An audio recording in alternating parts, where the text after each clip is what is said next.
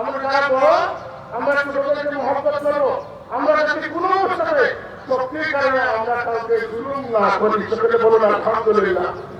বিরাদর ইসলাম, এরপরে আল্লাহ রাব্বুল আলামিন আমাদেরকে বলতেছেন, ইন্না আকরামাকুম ইনদাল্লাহি আতকাকুম, তোমাদের মধ্যে তারাই আমি আল্লাহর কাছে সর্বাধিক সম্মানিত, যারা আমি আল্লাহকে বেশি ভয় করি।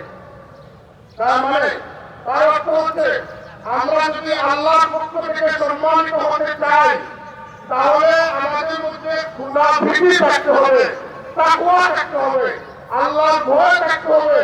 আল্লাহর ভয়ের মানে কি? সংক্ষিপ্ত কথা হচ্ছে আল্লাহর নিষেধ থেকে আমাদেরকে বাঁচিয়ে রাখতে হবে এবং আল্লাহর আদেশগুলোকে যথাযথভাবে আমাদেরকে পালন করতে হবে। আমার দিন ভাইরা, আপনারা আমরা যদি আল্লাহর নিষেধকে উপেক্ষা করি আর হাজার ইবাদত বন্দেগী করি, যেমন দুধের মধ্যে একটু কেরোসিন করলে সমস্ত দুধ নষ্ট হয়ে যায়, ঠিক সেভাবে আমরা যদি আল্লাহর নিষেধকে উপেক্ষা করে অনেক ভালো কাজ করি তাহলে আমাদের ভালো কাজ কোনো উপকারে আসে না।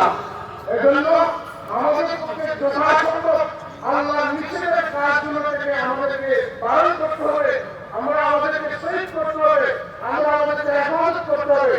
আমরা যত বেশি আল্লাহর নিষেধ থেকে নিজেকে বাঁচিয়ে রাখতে পারবো, রব্বুল আলামিন আমাদের সম্মানকে মধ্যে রাখে জাতির সামনে অনেক অনেক বেশি করে তুলে দিবেন। সুবহানাল্লাহ। আমরা সবাই সম্মানিত হতে চাই কি চাই না বলুন? আমরা কি চাই সম্মানিত হতে?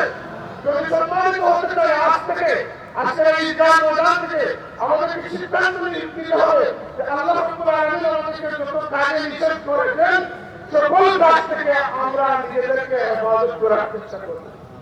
যদি করতে পারি তাহলে কি হবে? যদি করতে পারি তাহলে প্রথমত আমাকে আমি চিহ্নিত করতে পারবো যে আমি একজন আল্লাহর মানুষ। সেখানে বলি আলহামদুলিল্লাহ। আমি চেষ্টা করতেছি লিমিটের ভিতরে, আলহামদুলিল্লাহ, ঠিক আছে। আর একেবারে আমরা আল্লাহ আমার থেকে মদত পেতে পারবো, আমাদেরকে আল্লাহ সিদ্ধান্ত থেকে পালন করবেন, আমাদের নিজেকে বেহিসাব করে দিবেন, আমরা আল্লাহর মহব্বতে চলে যাবো। আর তাকওয়ার কারণে আমরা আল্লাহ আমাদেরকে যত কিছু দেওয়ার ওয়াদা করেছেন সব ওয়াদা আল্লাহ আমাদের উপরে পূরণ করবেন। আসসালামু আলাইকুম ওয়া রাহমাতুল্লাহ।